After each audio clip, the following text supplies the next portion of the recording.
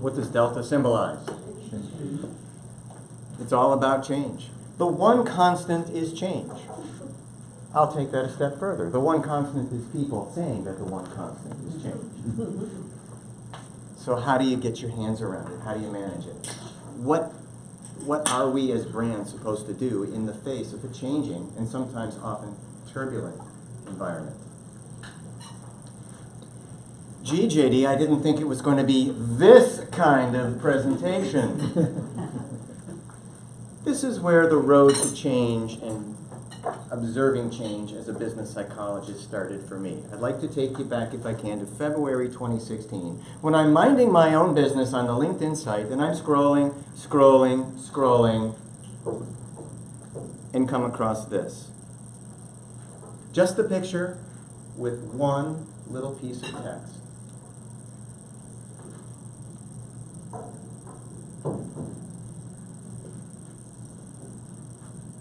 That was it. That was all it was on the bottom. And I came into it a bit late because there were already comments into the hundreds on it. Where the heck was I? But it begs the question, was this appropriate for LinkedIn? What would your first impulse be? The purists of LinkedIn who said, are you kidding me? For real? This? Well, this particular post was the start of a LinkedIn media campaign by Candace Gallick, who owns Luxe Swimwear. She designs boutique swimsuits, swimwear. This was her business.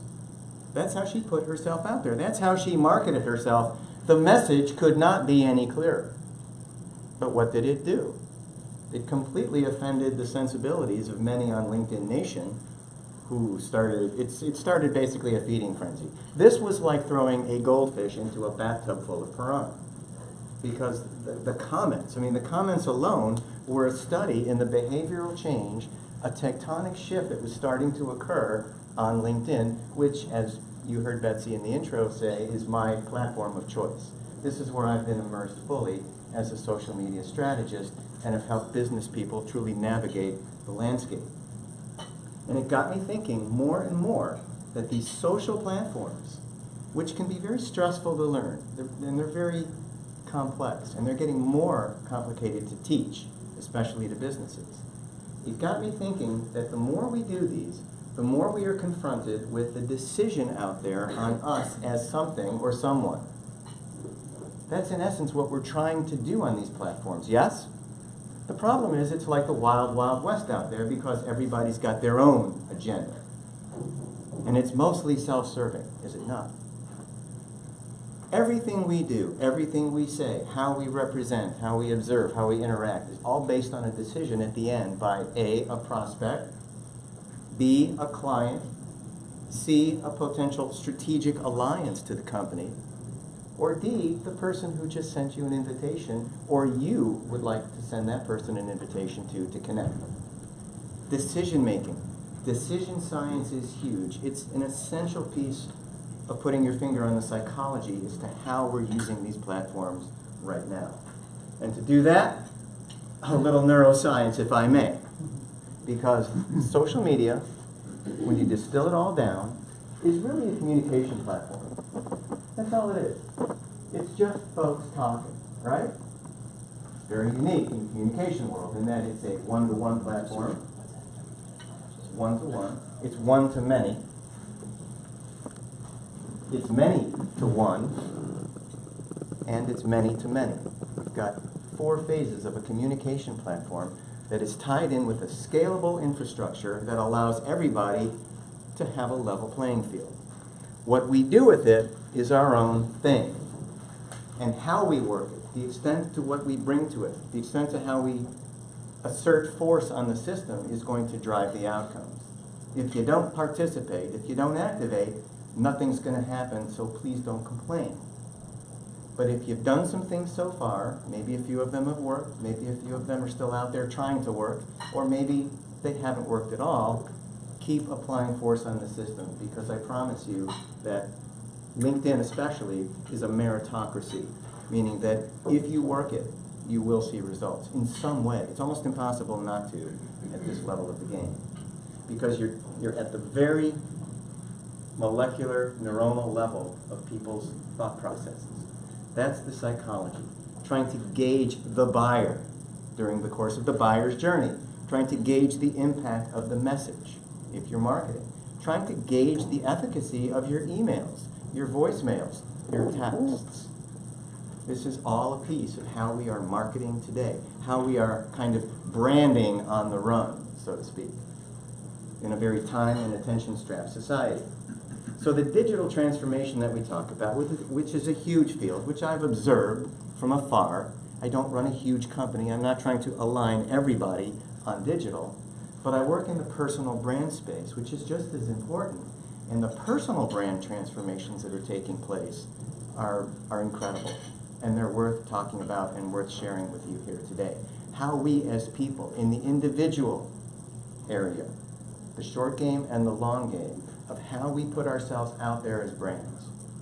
This is why I'm sure a lot of you are here today. What's the new perspective? How has this changed? We know about social media, JD. Tell us about how it can truly work. The honeymoon is over. Welcome to the idea economy. Got an idea? Anybody here got an idea? Got a video camera? Got a few social media accounts? Putting it out there? Posting? When's the best time to post? Maybe I should do it Sunday night so people see it Monday morning with the rest of their thousands of stuff that they have to look at. We're told to do certain things. We're told to put ourselves out there in a certain way.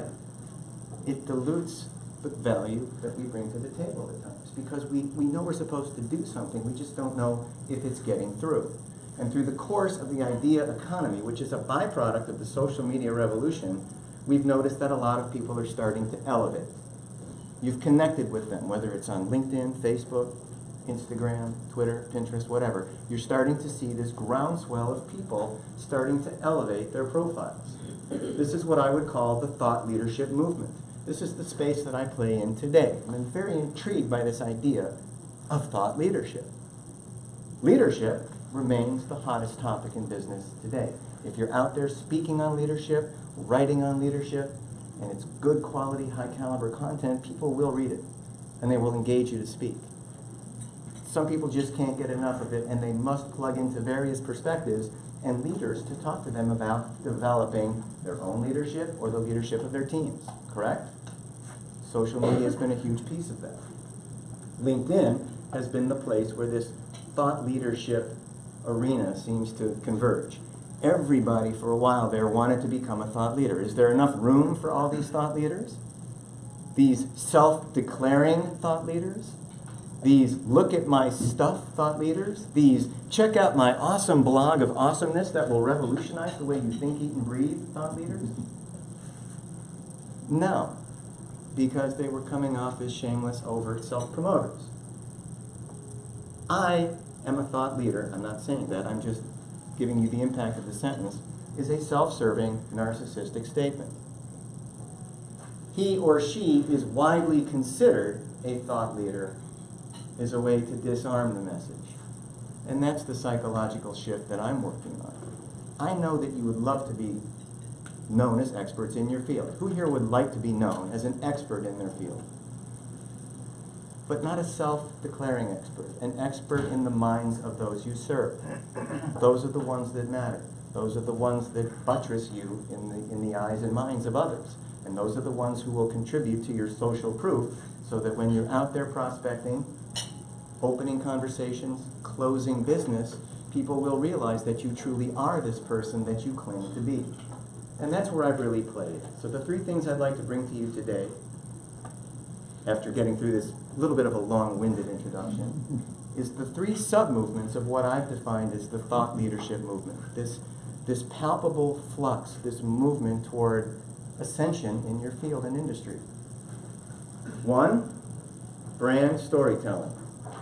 Boy, there's a lot of pressure on us to tell stories today, isn't there? Who's feeling it? You've got to tell your story. Let them know your story. Well, I got to tell you, it's hard to tell stories. Not everybody's cut out to be a storyteller. Suddenly, it became a coachable skill. But what we call brand storytelling today is truthfully personal brand strategy activated, accelerated, and executed. You're executing the brand strategy when you begin to share aspects of what makes you the professional that you are. And technically that's brand storytelling. Yeah, in it you've got the hero's journey stuff. You've slayed a few dragons in the corporate world perhaps. This is all part of what makes you unique. We call this, or at least I call it, developing the story piece. The second piece we're going to discuss is content marketing. This is the vogue today. It's all about content. I was sharing with the great people at McGuffin here this morning about content, the pervasive nature of content, and now we are urged to be content marketers. We have to share content. It's all about content. Stop saying the word content, JD, we get it. But that's how you sell the story. You gotta conceive it, encapsulate it, and sell it. But what's the vital piece that's missing here? The third sub-movement of the thought leadership movement is community management. What have we done with our networks? Anybody here connect with anybody lately? Anybody's built a network that's completely out of control? That's the next step. That's the next step in all of this. And that gives us the ability to truly live our story out in front of a tightly knit, cohesive network of professionals who know us, like us, get us, and refer us. So let's go into these pieces and just kind of talk about what this really is. I'd like to clarify it, if I may, for you.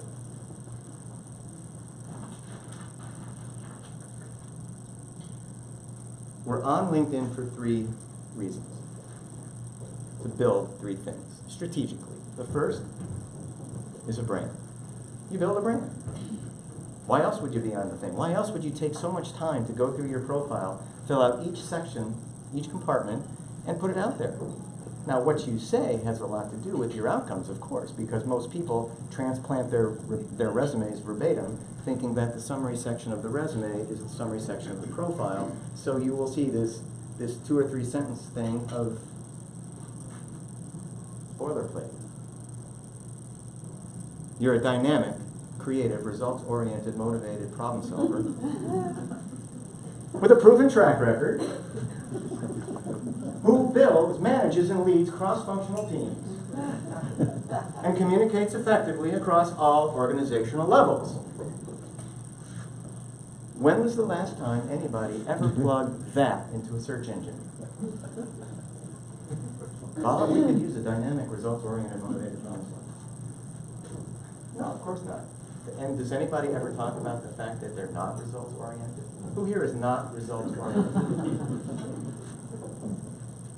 So we're out to build a brand. And how do you build a brand? You say stuff differently. You do stuff differently. You differentiate. Branding is the art and science of differentiation.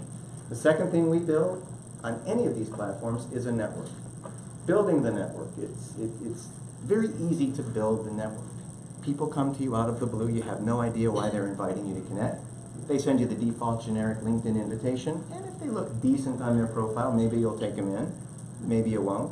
Maybe you're one of those people who has to meet with someone before you accept an invitation to connect. A lot more of that going on right now. Tighter vetting systems going on, as well they should be. But you're building this network of professionals. Hopefully you'll get to managing it later. And the third thing we build, we had build a brand, build a network. The third thing we build is the business case for ourselves. Answer 2 questions. 3, really. Why you or your company? Why now? And why am I on this profile? What's in it for moi? 99 out of 100 LinkedIn profiles never go into any kind of client pain. People talk about themselves as dynamic, motivated, creative, results-oriented problem solvers, but they never go into specifics about the kinds of problems they solve. And do not answer the question, why am I on this page? If you're a business owner who's kept up at night because you've got operational inefficiency, or you've got people leaving too soon, you can't hold on to the good folks, or you've got a product launch and you have no idea what to do next, or you have to have a company valued for an M&A, who are the people who come in and do this for us? Well, there's some people who state it on their profiles, but they're few and far between. the more you talk about yourself and with greater clarity, the more you're going to get through this. This is the state of branding today. This is the state of social media today. Yes? Absolutely. Who's who, what's what, and where's where. I feel it too. If I needed a particular resource in an area, I'd check my network first, but at the same time, if you're reading a few profiles, there's just such a disconnect in between what people do and what they put out there on their profiles and how they engage. This is engagement today, right? This is how we get to know people online. Carrie, thanks for liking my post. It means a lot to me. Good ego stroke for me. I worked hard on that blog. Hey, thanks for the great commentary. Nice post, Steve. By the way, nice post, Steve, is not a comment. It's not insightful commentary. It's not letting you know that I'm there. Nice post, Steve, would be leaving a voicemail for someone and saying, that was a nice post. The share's a good thing, right? If you're sharing someone's post, that tells that person, yeah, it resonated with me enough where I felt other people should see it. But is that going to bring me any business now that I shared your post? Why am I doing this? Why am I liking? Why am I commenting? Why am I sharing? What is the thinking that goes into how we engage on social? Rhetorical question. That's for us to discuss. For us to discuss later. But we all do it, right? Should I like it? Well, if I like it, they'll see me liking it, and it might lead to stuff that puts me out of my comfort zone. Should I comment on it? Well, no, because I know people are watching, and if I say something really stupid or uncomfortable, I might get called on the carpet for it. Should I share it? Nah. Let's face it, I'm a hater. I don't want anything to do with this content. So, who here is marketing content these days? Raise your hand. Who's marketing content? Who's putting stuff out there? Come on. I've created a safe environment. It's a nurturing, trusting environment. We all create content. We're all putting stuff out there, and this is what's happening. Who the hell knows who's getting it, when they're getting it, why they're getting it, where they're getting it? Algorithms at work, folks. The algorithmic nature, the mystic forces that take our content from after we hit send or share. We see it on our screen. We know it posted. But then where does it go? JD, if I put this change out there, or put this post out there, will everybody in my network see it? Not anymore, not these days. I couldn't tell you who sees it. Unless you want to drop dime and do a sponsored ad, and then again, we don't know who's seeing it. The metrics on sponsored advertisements, and I'm not qualified to talk to you about that today, because I think there's a lot more beyond the metrics in sponsored ads on social media than meets the eye. But we're just trying to put our stuff out there. We're trying to assert ourselves as thought leaders in the ecosystem, right? But this is how we're engaging today. These are the things we're doing. Do you find yourself doing this in a more of a mechanical way than before? If you like something, you click like. If you have something and you feel like you truly want to weigh in, you start typing a comment. And if you truly feel compelled to help someone, be their brand evangelist, you'll share it for them. And people should take their shares very seriously. When someone likes or shares with me, I'm back engaging with them. I mean, engagement is way down on a site like LinkedIn. It seems to be moving up in some of the spaces on Facebook. And they're kind of crossing over now more. We'll talk a little bit about how some of the platforms have kind of merged and the lines have blurred a little bit. And your friends are becoming your clients, and your clients are becoming on friends. And now, once we're near the two worlds shall meet, Facebook and LinkedIn have tremendous cross-pollination potential. Yes? Yes. The personal brand transformation begins at the level of the deep introspective self, something that I like to call self-disruption. We know about disruptive technologies. So the first piece in managing the change that's going on around you is to manage the change that's going on inside you. What are you truly trying to say to people? Now I have a little note piece here, companion piece. I'm not one of those speakers that puts my slides in a printed thing because I want you to follow me, listen to me, and talk to me.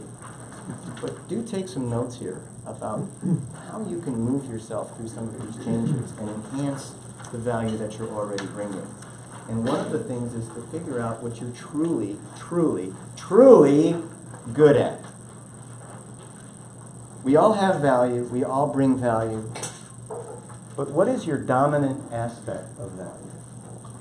What I would call the dominant aspect of value. In other words, if you have 10 to 15 seconds to talk about yourself, not in the stand up and deliver pitch at a networking event, but if you were to say, I am, or I do, or I collaborate with, what does that sound like that differentiates you from anybody that does it too? That's the essence of the brand conundrum right there. We're all commodities. How do you decommoditize? And precisely, how do you disambiguate? Here's a great exercise. Try talking about yourself in terms from the I, the first person, without using the word help or show. Give me a value statement about yourself without using the words help or show. Well, JD, I help. You can't use the word help. Okay, well, my clients come to me when they have digital marketing issues and I show. Can't use show. Try talking about yourself without using the words help or show. It will get you more in touch with what you do. Why do your clients engage with you? You know why they do, right? How many people here know why their clients engage with them? Really? Sorry, JD, we've eaten a lot of baked goods, and the blood sugar levels and the cortisol, it's just, I can't raise the hand. You know why your client's calling you, right? You know what you're there for. You know the problems you do solve, yes? Have they been communicated on your LinkedIn profile or anywhere else on social media? Are you writing thought leadership types of pieces out there and publishing them? Forget about who sees them. You have to write that. It becomes part of your portfolio. Through this, you disambiguate yourself and you have the ability to shape and manage the perceptions out there on you, which leads to the formation of ideally positive impressions. This is the psychology we bring to social media today. We do this, as Maslow would say, in an almost unconscious competence, where we're scrolling and scrolling and scrolling and looking and looking. Stuff's going in. We have that ability. We are higher level vertebrates. And we can do this. We can look at an internet page. We can track across the screen. We're receiving, we're processing, we're encoding, we're attaching value, context, we're interpreting. We do this very quickly, almost in a nanosecond. This is why we kick out of certain people's profiles after we've been on it for like maybe 0.00001 second. There's nothing there for us. There's nothing that captivates us or holds us. They're eminently forgettable. Why should I be here? Again, remember, why am I on your page? But the ones that really hold us, the ones that really capture your attention, the ones that you're interested in learning more about, people, companies, products, services. This is impression formation. This is at the heart of how you're going to grow business online. And this is what I kind of believe I'm the only social media strategist talking about, is the decision science on how we choose vendors, service providers, products, services. It's all out there. Everybody's selling it. What's the differentiating factor? It's the person. We choose our people as carefully as we choose the product, the relationship. And if you're able to do this on a regular basis, you're in the game. It's one thing to be out there, looking good online, interacting well with your peers, colleagues, and clients online, stating the case for your business online. But if you're not influencing an outcome, it's going to cause stress. You're going to complain. You're going to come to me and say, JD, I'm on LinkedIn. I'm on Facebook. I'm doing what I should be doing. Nothing's happening. On to community management. Anybody know what this is? No, JD. An abstract background that you pulled off the internet? Kinda. This is actually a close-up of the vein of a gold mine. That's what a gold mine looks like. Anybody know what the gold mine metaphor is here? Tell us, JD. It's the untapped potential of your network, your professional network. All that stuff that you've done leading up to really right now. The invitations you've accepted, the invitations you've sent, the people you've tried to get conversations going with, the people who are not returning your emails. There is gold in them, our hills.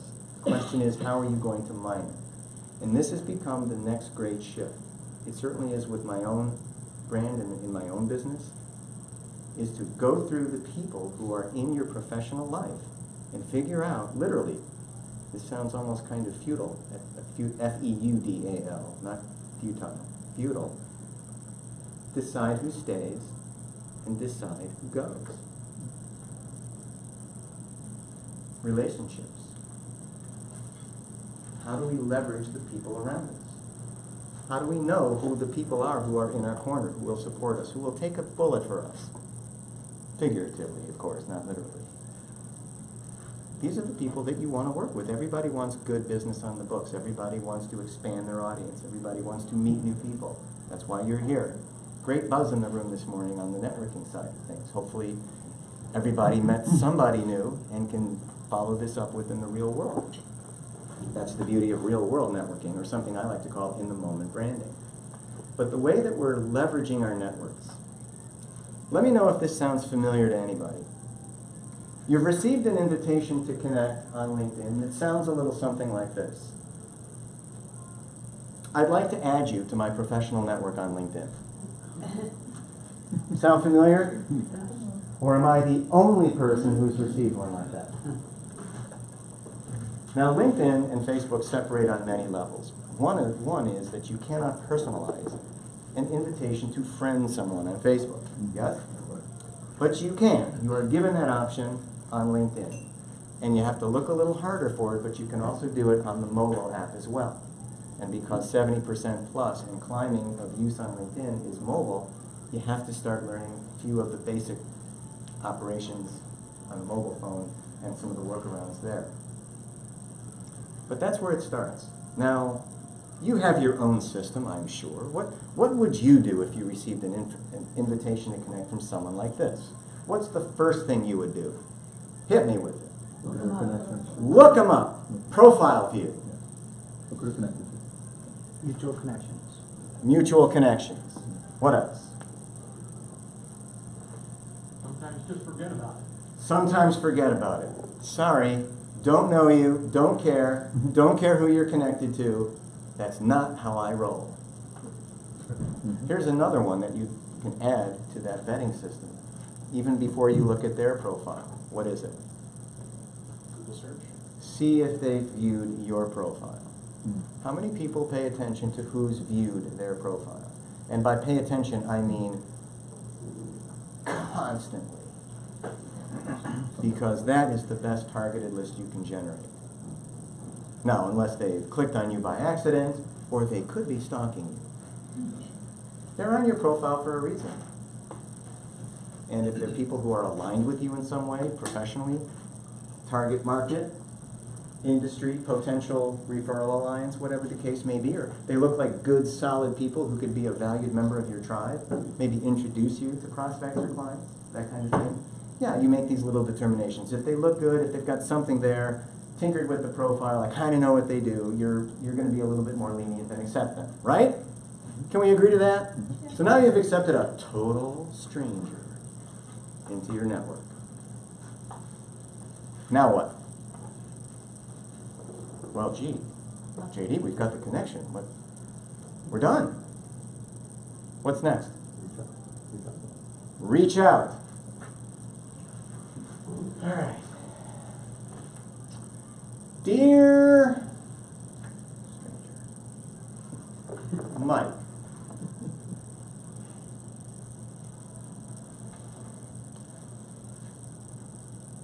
thank you for the invitation to connect.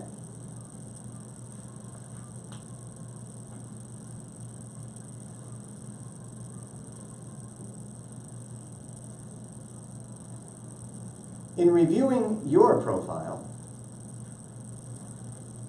I believe that we have many professional synergies worth exploring.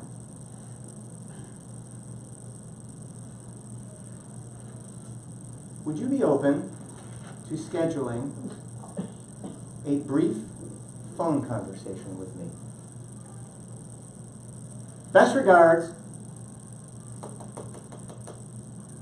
respectfully, comma, JD. Send. Anybody ever done that?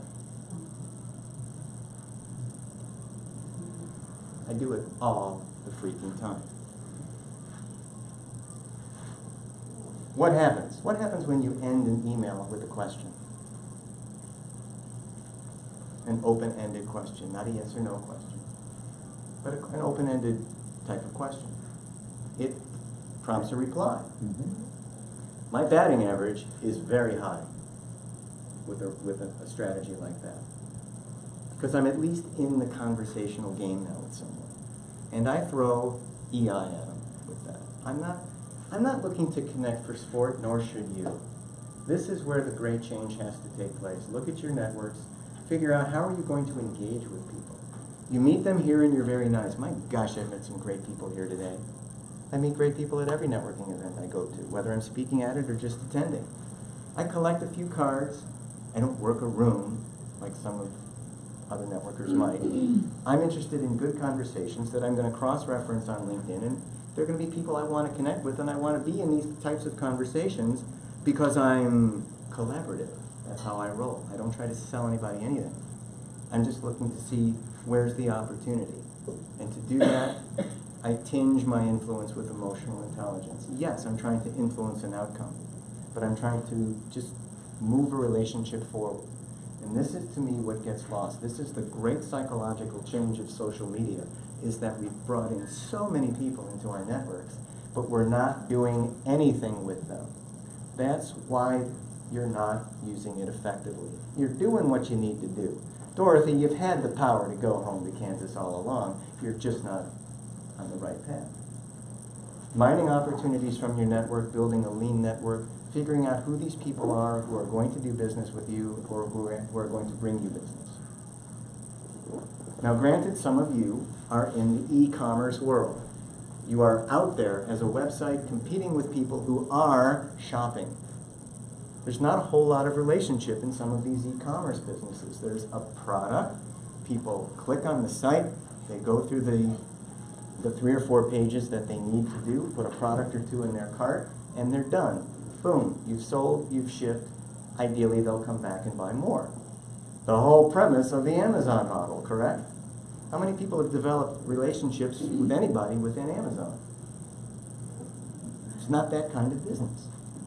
How many people here need to develop relationships to sustain? It's the lifeblood of business. It's where we're going. It's where everybody's going. Got a side hustle, in transition, sitting in a cubicle wondering where the greener pastures are? The relationships are going to move the needle for you. That's where this stuff comes in. And that's where the messaging has to be crystal clear. Gain clarity around your message. By the way, am I nuts, or is Whitney Houston singing very softly in the background? How appropriate for this piece of messaging. This is where it's at, gaining clarity on the message. How many people feel that they have good clarity on the message, or they're approaching clarity, they're courting clarity? We were talking as a group back there before the program about the message. That's what we're all trying to do. And when you manage communities, this is where the shift has taken place. This is where we see brands starting to really move out and get creative. And it's caused a little bit of a stress on everybody to try to keep up. We are in the visual era. This is where it's going. We're also seeing the millennialization of a site like LinkedIn. The Candace Gallic bikini swimsuit thing, that was no fluke. That was a precursor of what was to come. There are so many people taking liberties out there on LinkedIn right now. It's become the wild, wild west, right? With so many unwatchable videos. But yet, what you see people doing more than ever before is they're showcasing the cultures of their organization. They send a few people out to a conference, maybe they're speaking, maybe they're receiving an award. There's the team photo right there. They're doing a number of things to draw attention to themselves, doing what P.T. Barnum would call good promotion, because nothing happens without promotion. But they're calling attention to themselves in a positive way. And perhaps the most positive way you can do that is through video. The video revolution. How many people here have a video of any kind out there somewhere in their social media mix? How many people are ready? They're going to pull the trigger, they know it, they just haven't done it yet. It's okay. Really? How many people feel realistically that video is the key to winning your business moving forward?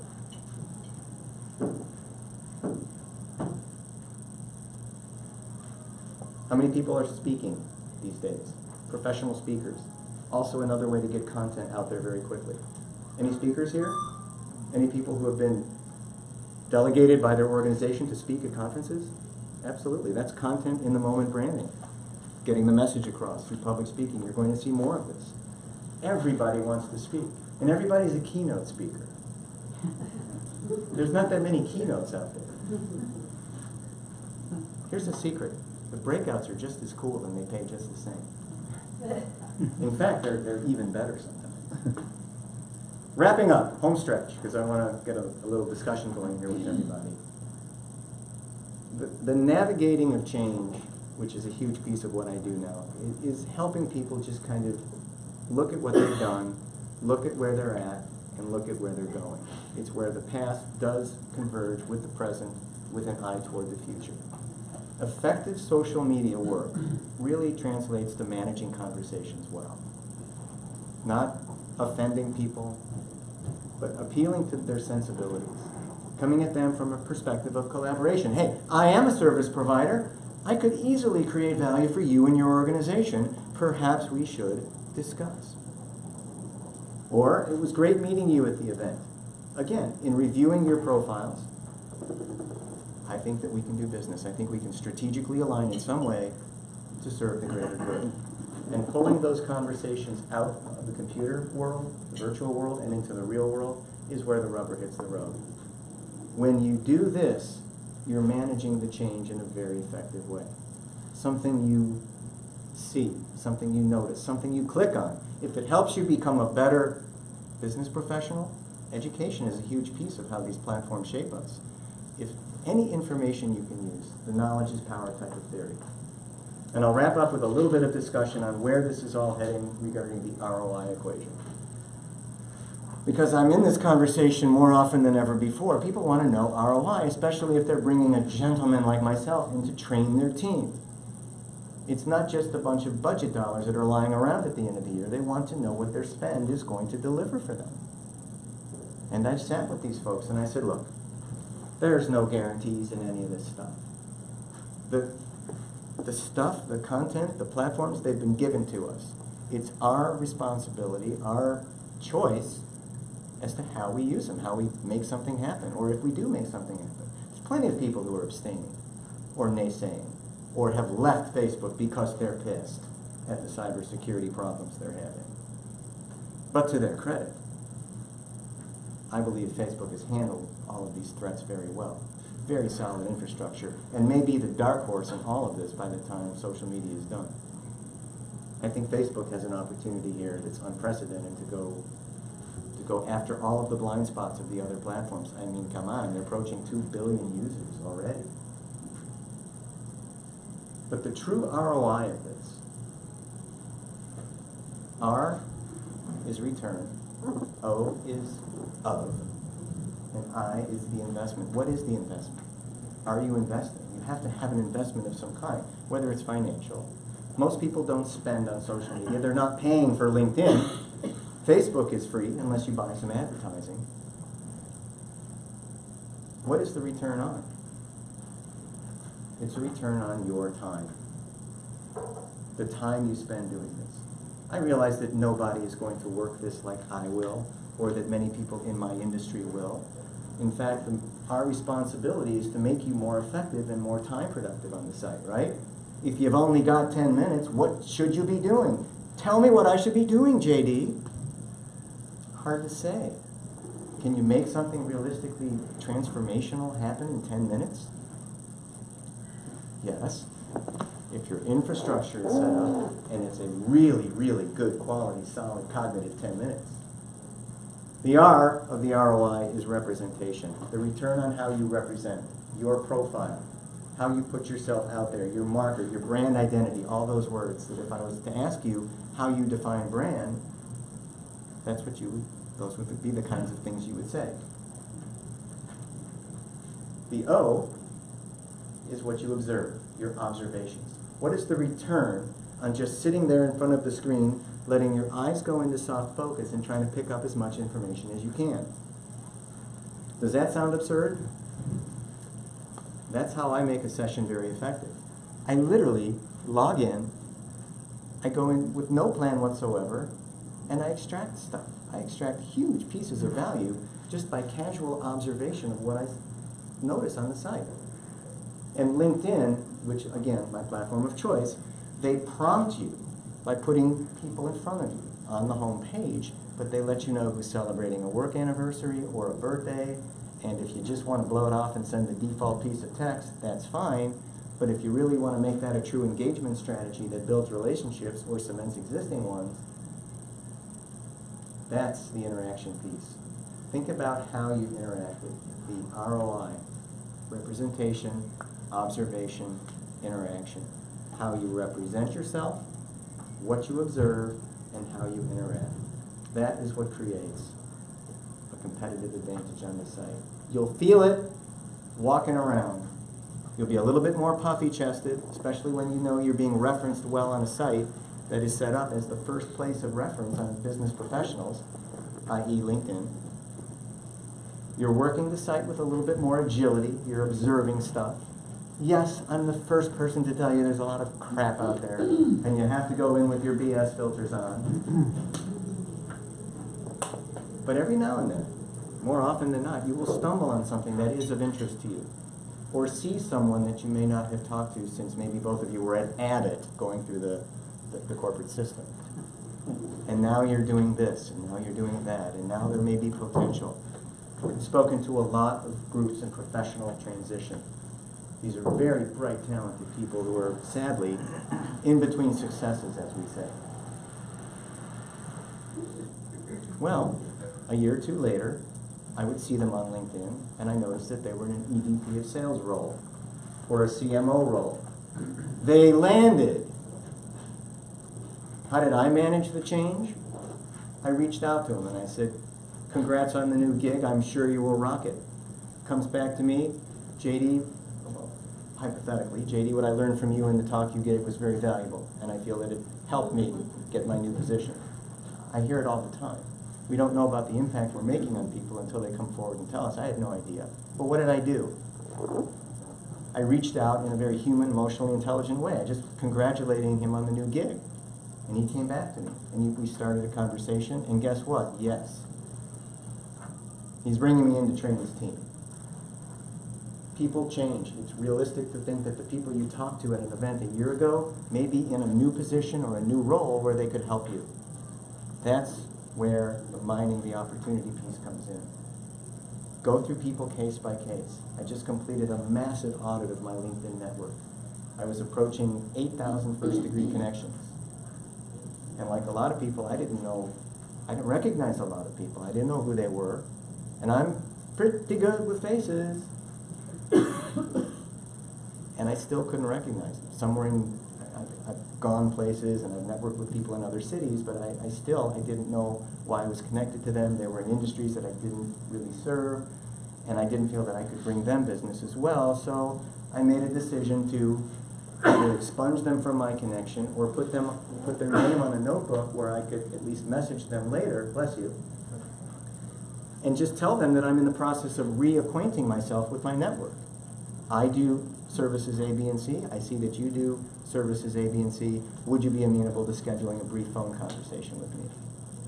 Long story short on the audit, And I don't know what people have in their minds about me. I don't know if they're social networkers. I don't know if they're agile, everyday LinkedIn users. I just reached out to them. So I started at 78, 75. I pared down to about 4,400 first-degree connections. I lopped off nearly half of my network. Really, JD? But like, couldn't all those people have been your clients? Notice how I'm flaring my eyes and nostrils? No! I wanted to operate from the purity of a lean network. These were people who I had had some exposure to. These were people I knew what they did. They had some clarity in their profile. They had a headshot. Anybody, by the way, at this stage of the game without a headshot? Are you kidding me? For real? Now I got a nice, lean, agile network. And I isolated about 600 people who were in a category of people that I'm going to call and have conversations with, because I've got to get to know these people better. They're in positions where we can truly create mutual value for each other. And that's what it's about.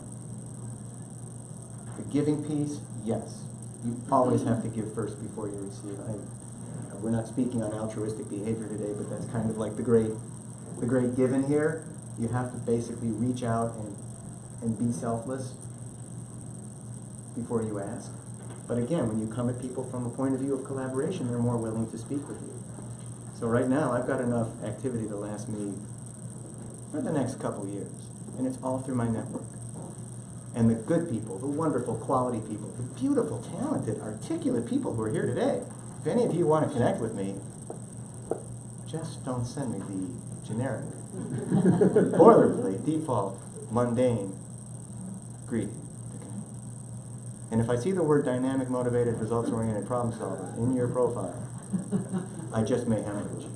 I'll leave you with this before I get to questions. I'm a big movie guy. Anybody like movies? No, JD, we hate movies. One of my favorites.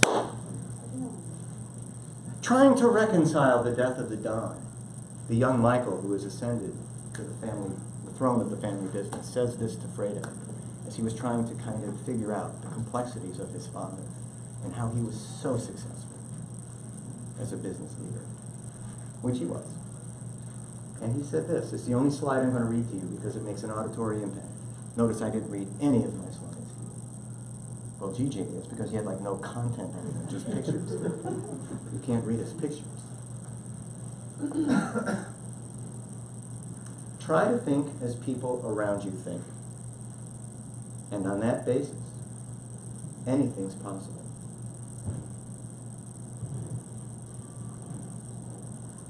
I've been through The Godfather, I don't know, 60, 70 times, at least. And I'd been through it maybe half of those times before I really focused on that line, because it came at a time when I was kind of really growing the network. I had turned the corner as a speaker. I was going everywhere. I was meeting so many wonderful people. Things were happening. It was great. I enjoyed it. I had to work very hard for it, and I worked hard to keep it, but at the same time, good things were happening in my life professionally, and I came across this. And I literally stopped the movie, and I wrote it down, dug up a Google image of Michael, and this slide has been in my deck when I talk about networking and how we kind of view relationships now. And that really is true. It's hard to do. It's really hard to gauge what people are thinking. You nor I, we can never get into the mind of another human being, ever. Unfortunately, it'd be great if we could. We could stop a lot of this nonsense that's going on in schools and in offices and in places of worship and all that. But we can't get into the minds of another person, certainly not our prospects or our satisfied clients. But we can start to think about what they may be looking for and how we can help them, how we can serve them, and how we can best communicate this on our profiles through the comments that we post on their posts, through our blogs and articles and pieces, through our videos, through our emails, through our voicemails, through our texts. That's where I see the shifting going. And managing it is just not, yes, become a nicer person, more understanding. People have struggles on their end, of course, all of that. But just communicate in a way that's conducive for both of you. Learn about the people you're trying to do business with as well as you can. kind of a given, but at the same time, use these platforms as learning devices, because that's what they're set up for. Don't be afraid to reach out when you feel that it's too far out of your comfort zone, because that's how we grow. You're not going to grow a business by staying in the comfort zone. Am I right? Or are you still digesting all of those good baked goods? So what I'd like to do, I'm one of those speakers who likes to express my gratitude to the organizers, and I would like to thank Betsy and David and all of the McGuffin team for the opportunity to speak to you. Can we have a big hand for them, please? I mean, this is a classy joint, is it not? And I have one more thing before I turn it on to questions. I want to thank you for your time and attention. Have I earned the right to at least slip you one of these forms? Notice that I'm not selling a damn thing today, except a conversation with me. So here's what I do. And thank you to Betsy for allowing me to do this. I have a form. It's what I like to call an opt-in form. And all this means is you'd like me to keep in touch with you. If I don't receive a form from you, have a wonderful life. I hope you make some great things happen. Seriously. If I collect this form from you, we're BFFs, man. So I'm going to pass this out. It's very easy. I'm not a prolific emailer. I don't have an e-newsletter, but I do offer programs, and if you'd like to learn more about them, I would be happy to discuss them with you after the event. Thank you for your time. Thank you for your attention. Go out there and make some unbelievably cool things happen. Thank you.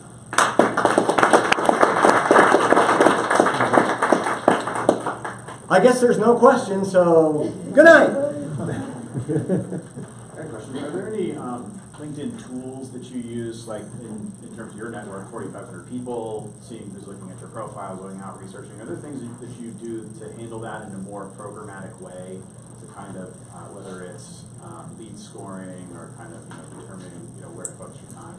You mean everybody hear him? Everybody heard back there? I go beyond the metrics a little bit. I'm really not concerned with my numericals and my statistics on something like that. I corroborate every invitation I receive with a profile view. Yep. I pay attention to my profile views multiple times a day. I believe they're time sensitive, and I capitalize on them. If it's someone who's a first degree connection, I'm going to just reach out and say hi. If it's someone that I don't know, I'm going to review their profile. How about that? 2 touch points right there. For those of you in the sales world, the LinkedIn profile is a huge touch point, very important touch point. And I just kind of go on that. My funnel, I call it a conversational funnel. Whenever you go into the messaging center of LinkedIn and you see all those people on the left-hand side who you're messaging with, in current threads with, that's my funnel. And people stick in there or they leave temporarily. But if I'm connected with someone at this stage of the game now, I want to make it good for them to be connected with me. I'm not selling a product. I'm a connector. I like to help people out. I like to introduce them to people who could be transformational figures for them. I get a big jazzy kick out of that. But when it does come to business, yeah, the business generally flows through profile views for me, and through me reaching out to people that I find organically. I do not do searches on anybody. I don't plug in CFO, 50-mile radius, greater Philadelphia area. Ever. What's that going to do? Hi, Mike. Came across your profile by random search. But everything's organic. A little difference maybe for you is kind of an individual in the business versus something like a lot of our clients are law firms. You've got to automate. I respect the need for digital automation because I'm on the receiving end of a lot of that. There are some very creative software developers out there who have the ability to send you an invitation like they've known you for 10 years and they haven't viewed your profile. And there's nothing more aggravating when I get those who say, JD, I came across your profile and would like to connect. And I know the first thing I do is if I haven't seen them on my profile, all right, who's trying to harvest my email address now? So there's a lot of predatory behavior out there, and that's why everything organic has to be accounted for. But again, I do respect the digital part of that. I don't know who to call on. I'm torn. Let me flip a coin. Ladies first. Okay. I have two questions that will show my, rookiness at this. I didn't know you could I didn't know you could see who viewed your profile unless you had a premier LinkedIn account. Anybody want to answer this, or do I step in? With the free account, we have free LinkedIn users here. You'll only be able to see the last 5. But you can't see the last You five. can see the last 5, only 5 at a time. So if you get that 6th view, it's going to bump that first one out, and everybody kind of moves over one. You only get to see 5 at once. And if one has massive changes to make to their LinkedIn, like I got a job 3.5 years ago and I never changed it because it's kind of like an entrepreneurial LinkedIn, and I thought that was pretty good. Yeah. Should you like turn it off and redo the whole thing and kind of facelift it, or? Well, that depends. Are you in a role that, I could have a bunch of new. do you have a contacts. client-facing role, a community outreach type of role, where Yeah, you're and kind in of, a new industry. you're where I networking, could sure. meet new people. A profile 3 years ago is going to militate against you. You're going to need to bring it current. You're going to need to tell a little bit of the story and tell a little bit of the problems you solve in detail. And again, think, why am I on your page? Who's writing? I mean, obviously, if you're a paid employee at a company and are in transition, or obviously LinkedIn is an altogether different use, you're in a business development role. Do you need to develop business? I work for an association in a marketing role, which is development of membership and things like that. Yeah. Are you an officer? I'm a director. Yeah. You need to, for the company's sake too, because when a company is being looked at by strategic partners or stakeholders or potential acquirers, they're going to look at leadership. Do individuals do that, or do you just work with companies? Oh, I can work with you. Thank you. Thanks for listening, everybody. See me after class. I was just curious, a lot of times when you go on LinkedIn, some people don't show their connections. How do you feel about, they don't show their connections, they don't Show their connection. who their people, Yeah. like who their people they work. Yeah. How do you feel about that? Do you think that's a good thing, bad thing? What's your thoughts on that? Can I ask the class? Yeah. What do we think? Just curious. Who keeps their connections They hide their visible connections. to people? I do. Who does not? Only visible to you. You have to give to get on anything you do on LinkedIn. There are times and there are instances, as I have learned, where keeping the network hidden can serve the account holder. But for the most part, we are judged on the company we keep, and having a robust network, especially with a connections in common type of, when you factor that into the equation, you're going to reach more people who would be more inclined to connect with you because of your network in common. Network in common is huge, and it's a great fertile ground for working with people. When you meet people and you've got 50, 60, 100, 150 connections in common, don't write that off as we know a lot of the same people. I'm often introduced to people that I've been connected with on LinkedIn for 7 or 8 years, and I leverage that introduction as a great entree, because many times conversations go dormant, and something like that can truly jumpstart it. I mean, I think that a lot of times, some people think that people are going to steal their connections like that. That's why they would hide People that. don't do that. People are very ethical. But I think in a business world, it's about relationships. So you can't steal the relationship. You may steal the name, but you're not going to steal like your history with that person. I think that's kind of a trade-off. A lot of people who hide their connections are usually they're sometimes CEOs, CFOs, because they don't want to be bothered. Exactly. So those are the ones that usually you're trying to get from them, hiding their connections. You don't know who they. If you just want to be a reference point on LinkedIn, just be accessed by people to have a position in the business universe because you feel that you need to have it, that's a solid use of LinkedIn. I mean, many executives really hit in the woodwork. That's another part of the changing psychology is the senior level team, the C-suiters, they now believe that they are truly the face of their company and they have to have an appearance on LinkedIn. But what they bring in is usually very safe. They'll repurpose a bio. It's not going to be anything out there. And a lot of these CEOs at big firms, they're in Business Insider and Inc. and Entrepreneur. They're going to be very careful with what they put out there on LinkedIn. And I totally get that. But when you're in the feet on the floor, handshake, eye contact, relationship building world, you need as much good content out there about you as possible to influence the decision on you. Connecting with the right people at this stage of the game can be as important for you as having a prospect return your email. Because how many people work in the referral world? Sustain and build a business through referrals. This gives you the opportunity to really focus on the referral alliances. Anybody that has brought you business in the past, who kind of stopped or who faded out of your world, LinkedIn gives you the engine to get back with these folks and say, hey, breakfast, lunch, coffee, breakfast with coffee, that kind of thing. Meetings, take meetings, take good meetings. Don't come in with the legal pad and just start to think about people you can introduce other people to. Think about who are people who could, like, in our worlds, who like are conduits, who are linchpins, who could truly help us. Both.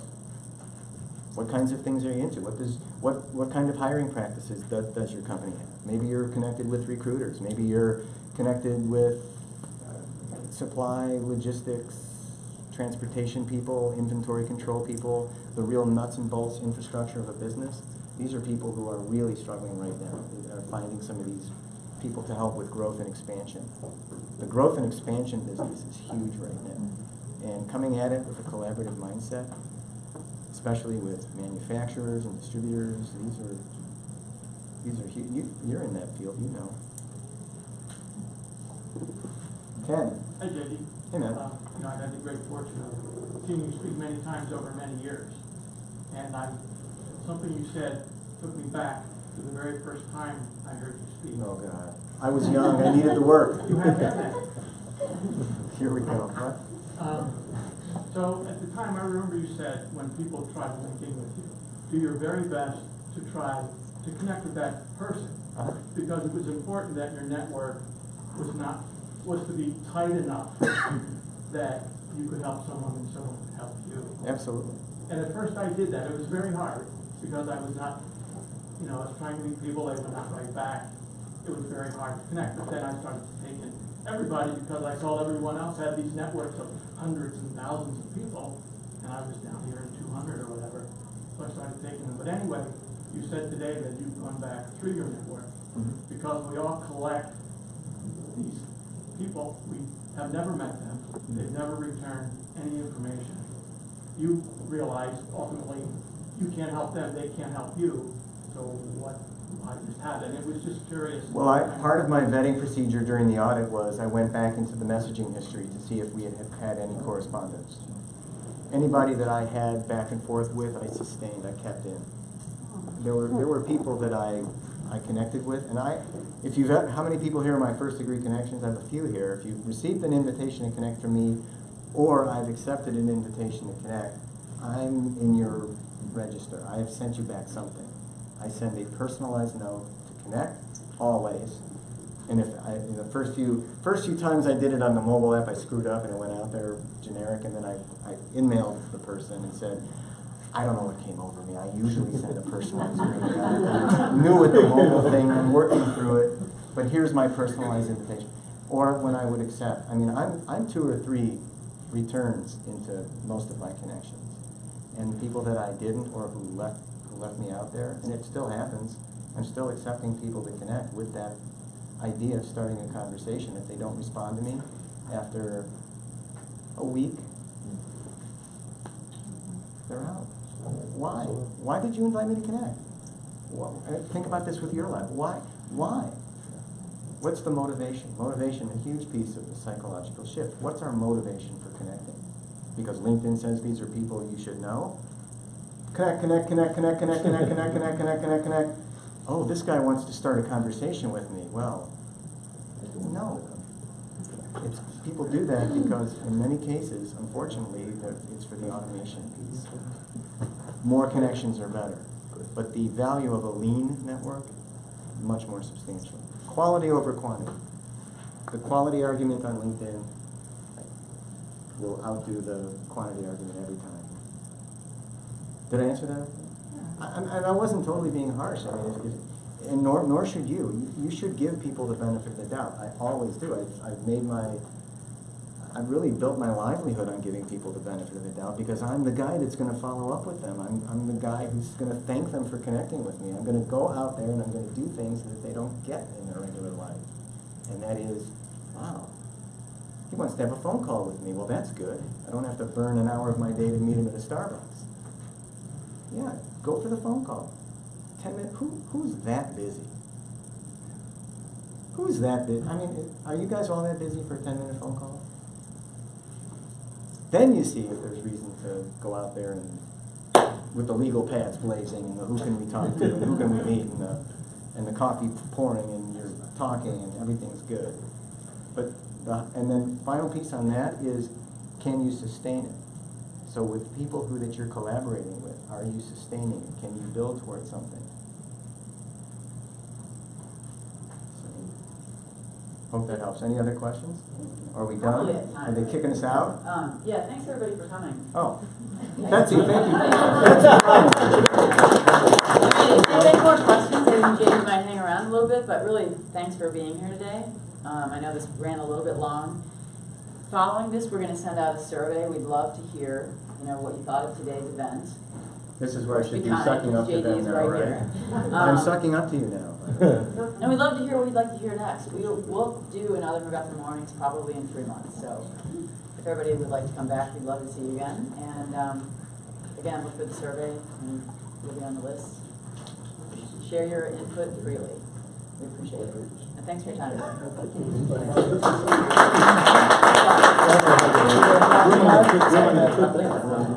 No, I know. It was nice.